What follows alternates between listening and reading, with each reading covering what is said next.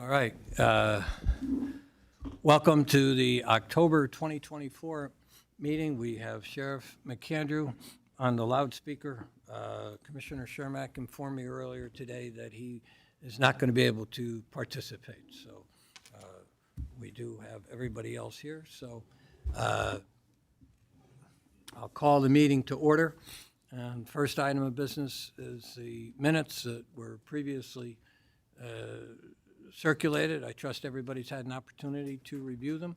So I'll entertain a motion to waive the reading and adopt the minutes as prepared and presented. So moved. Have a second? Second. On the question? All in favor? Aye. Any opposed? The ayes have it. The minutes from the September meeting are approved. Does anybody from the public wish to address the board on the agenda items only? Joan Hodawanitz. Joan Hodawanitz, Scranton. When Warden Betti gets up, there are two things I would like him to discuss. One is, will the prisons be exempt from unfilled positions being eliminated? I assume so, but I don't know that for a fact. I saw the paper this morning about 90 unfilled positions being eliminated, so I'd like to see that. And the second thing is, I looked at the current information on overtime. For the entire year, the budget amount was $2.6 million, and we're already at $2.54 million expended. And my question is, what's driving overtime? How far do we expect to exceed the overtime budget by the end of the year? And will whatever issues are driving overtime be a factor in next year's budget? Thank you. Thanks, Joan. Get that, Warden? Okay. Anybody else from the public wish to address us on agenda items?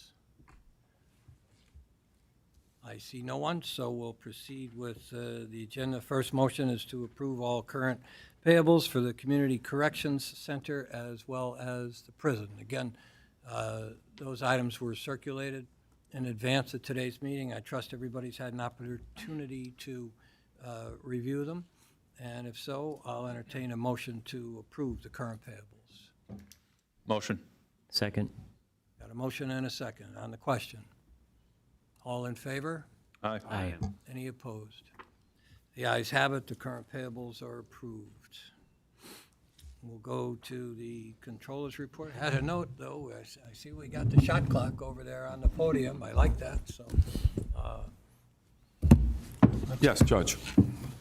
Controller's report of the prison inmate and canteen accounts for September 2024. The Controller's office reviewed the prison inmate and canteen account reconciliations, which were prepared by the prison business office for the month of August 2024, and found no discrepancies between the reconciliations and the bank statement.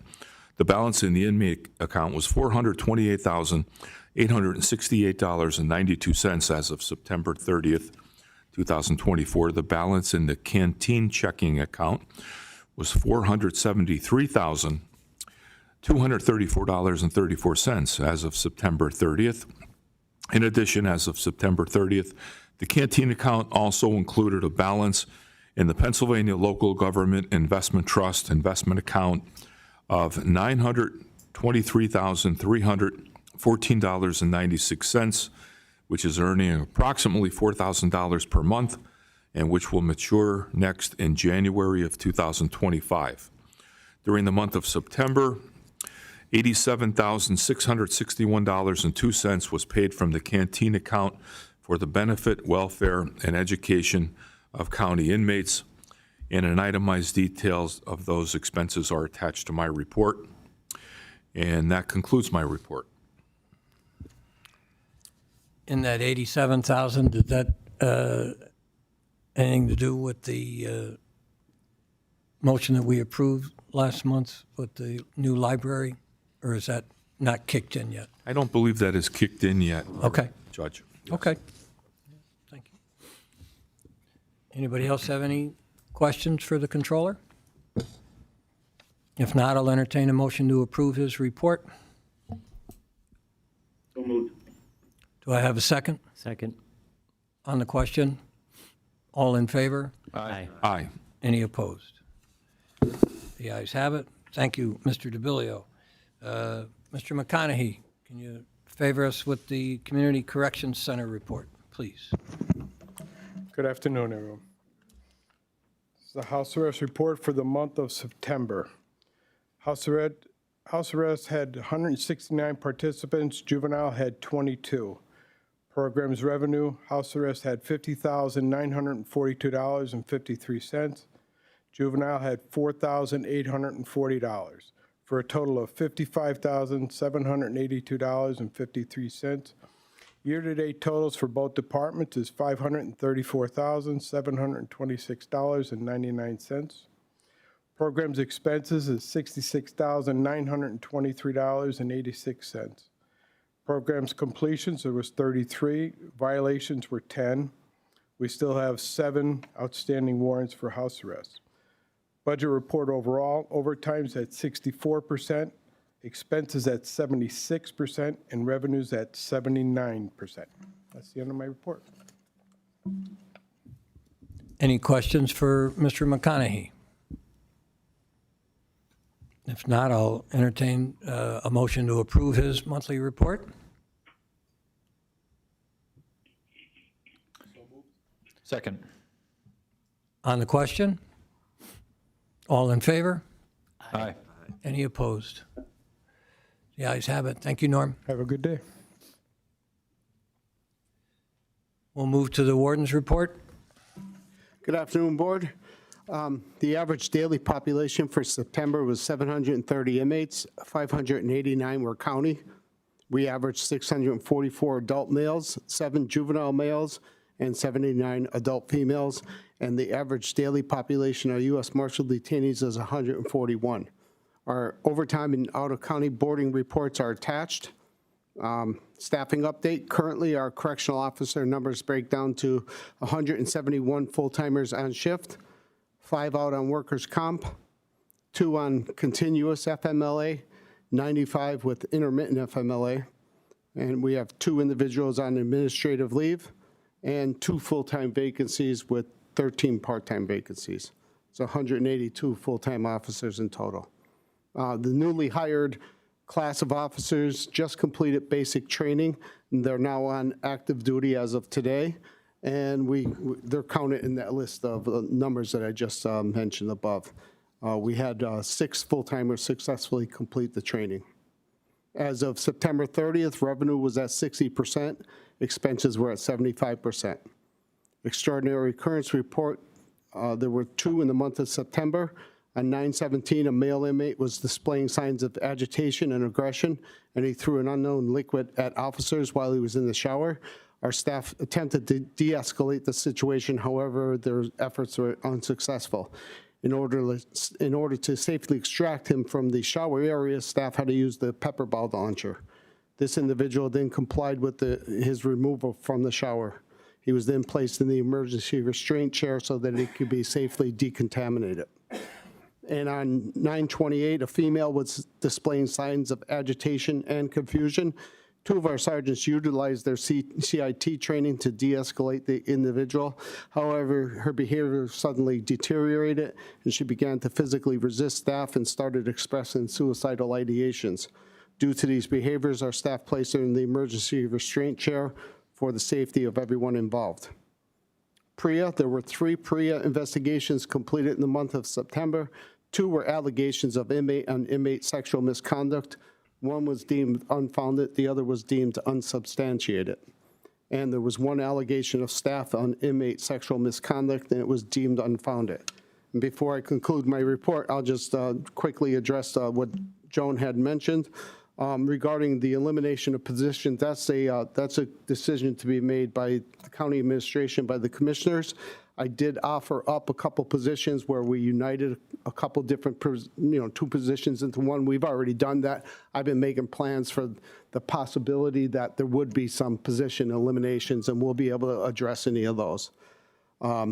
The overtime, what's driving it? There's 4 basic things. There's hospitalizations, and that's the one that really killed us this year. That's why our overtime is where it's at. At one point in the summer, we had 5 individuals simultaneously in the hospital. Each individual calls for 2 officers with them per shift. So when we had 5 people there, you had, what's that, 30? No, 10? Whatever the number is, overtimes just automatically just from the hospitalizations.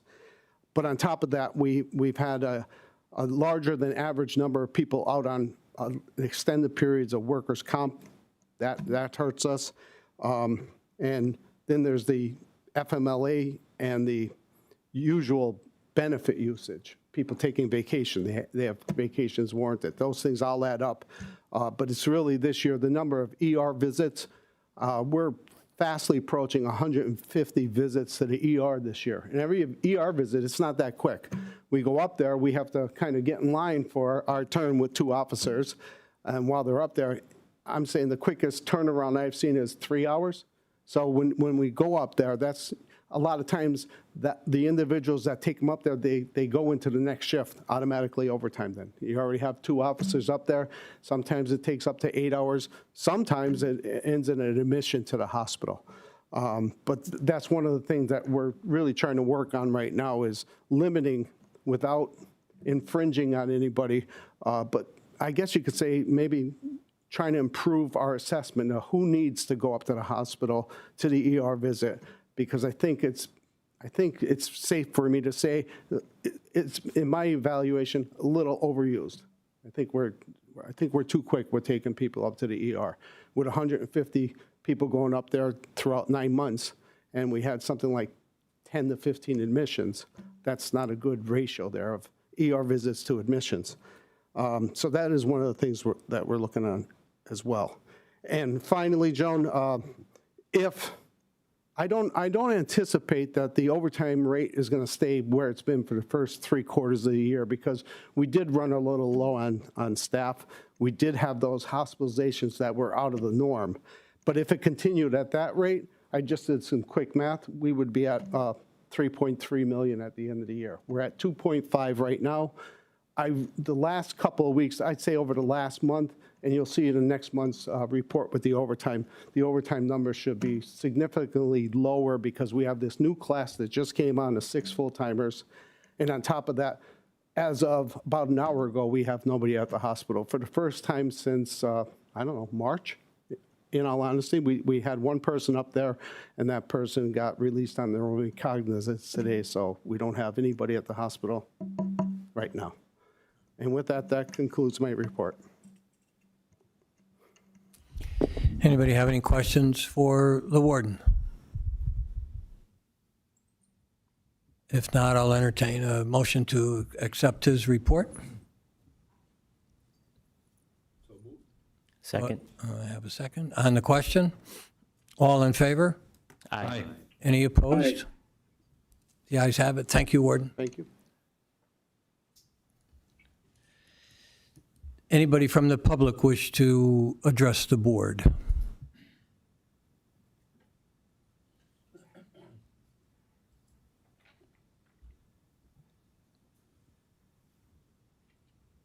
My name is Matt Thomas. I'm a representative with AFSCME, representing the COs at the prison.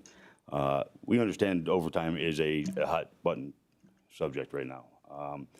But we have to keep in mind that these individuals are providing care, custody, and control to these inmates in that facility. The overtime, I'll tell you, a lot of them are burned out, right? They don't want to be saved. They get mandated at the doors constantly. But it's a necessary thing for them to be there in order to provide that safety. It's not only the safety that they're providing of the inmates. Just in the last 2 months, and Warden, you probably agreed with, they, saved the lives of 2 inmates. One in a suicide attempt and another with a heart attack. I mean, these individuals are there working constantly, in not the best settings I can imagine. I don't work behind bars, but I think that needs to be kept in mind when having these discussions to the point where, it's a sacrifice for them too. It's easy to say that they're the problem. They're working all this overtime, but it's a necessary evil, I guess. But hopefully we can get that under control with the new classes coming in. We look forward to having them on the floor. But again, I just think they're doing what we can, but there's only so much you can do before you're cutting people short. Thank you. Anybody else from the public? Okay, I don't see anybody. I know